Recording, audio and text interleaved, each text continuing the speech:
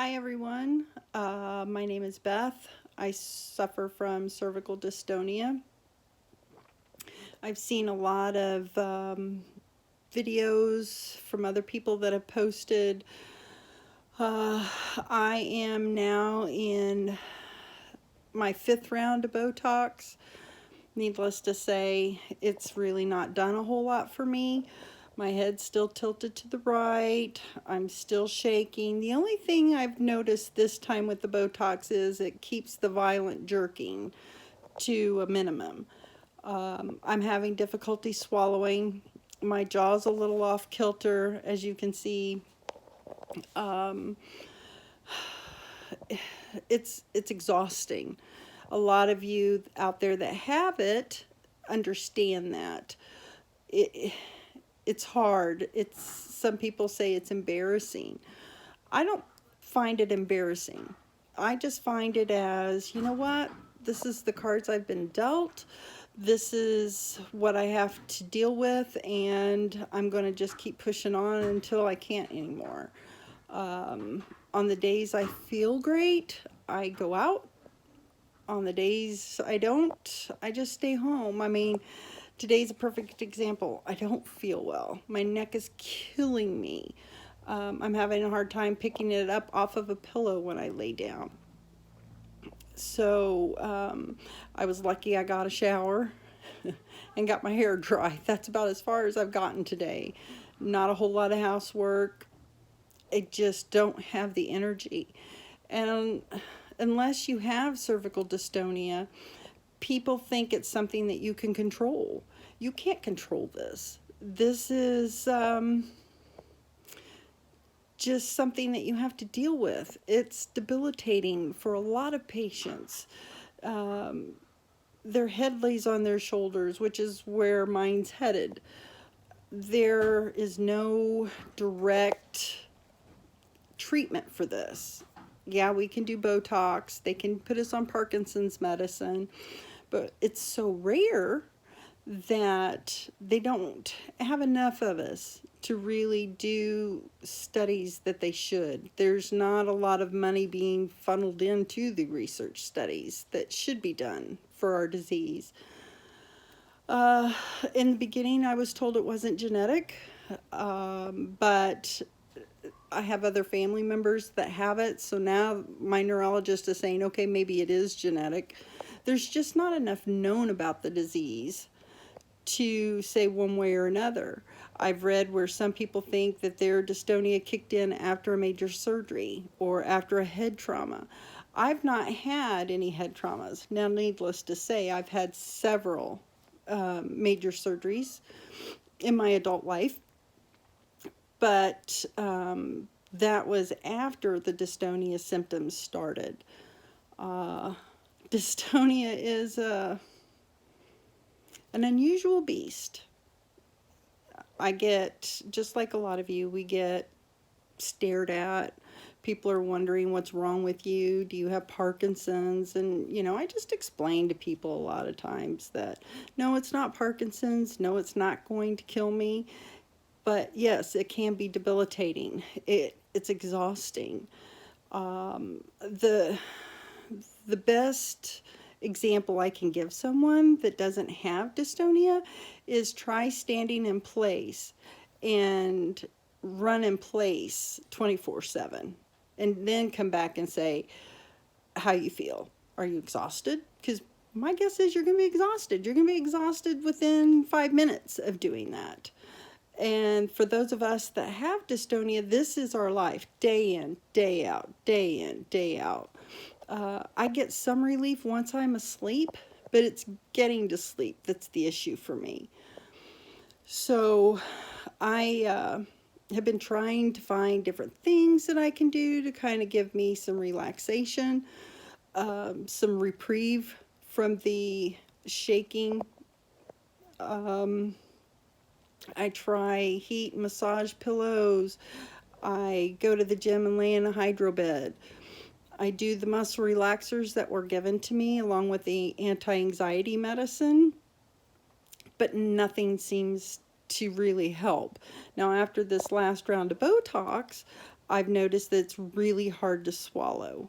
I've seen a lot of people have that. I don't know if it's necessarily a side effect of the Botox or if it's the dystonia spreading. I'm not 100% sure. I was just diagnosed with this a year ago. My biggest fear is becoming incapacitated, and what I mean by that is losing my freedom. Not being able to drive when I want to because I have limited range of motion with my neck going to the right. That's about as far as I can go. Now, so when I'm driving, I have to turn my whole body, not just my head, to be able to see to the right. Now, I don't have that problem with my left side. I know they have the deep brain stimulation. I've seen a few videos and pictures of people that's had that. That to me is a very scary thing. I've seen people that love it because they say it gave them so much relief. But anytime you mess with the brain, that's such a delicate organ that anything can go wrong. And so that just doesn't appeal to me. And as much as I've been through with other underlying health issues, my husband's like, nope, you're not doing that. But so I'll save that for a last resort. I am going to start looking into some more natural treatments just for the simple fact that I'm not getting really the results that I was looking for with modern day medicine. It's just hard to be 46 years old and have been this way for 15 years, and it's getting worse. And I worry that one day when my children start to have children, am I going to be able to hold my grandchildren, without fear of dropping them? Am I going to be able to continue to drive?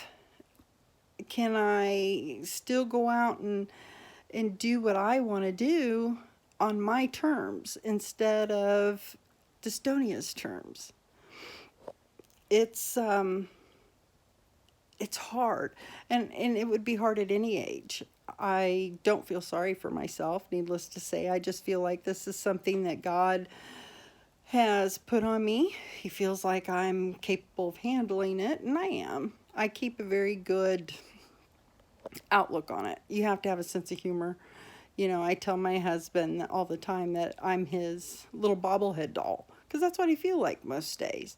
So you kind of gotta just have a sense of humor with it. Find the support where you can find support. Find some reprieve where you can. And just try to explain to those that are your close friends and family. Let them see what you go through so that way they can appreciate it and maybe they can get a better grasp on what you have to do every day just to function. I have found that if I don't take care of me first, I'm no good to anybody. So a lot has gone on to my husband, a lot of responsibilities because he knows I'm just exhausted most days. I can't do what I used to do. Ironically enough, I used to work in medical research until my diseases took over and I became disabled because of it. So that was an adjustment. So I feel like each day goes by, I lose a little bit more and more of my freedom. I can't do what I used to do. And that to me is the hard part about the disease. It's not so much the disease itself as what it's limiting me to be able to do. So I hope you guys all found this informative, and I hope that I can inspire somebody to just realize that it is what it is. Get up every day and just try to put your best foot forward and know that despite the disease, whether your head's laying on your shoulder or it's sitting on your neck or on your chest, that you're still beautiful and you still have so much to offer. And that we just need to keep fighting, because if we don't fight for research studies and grant money to go into these things, there's not a whole lot of people that will for us. So I hope you enjoyed my video and have a great rest of your day.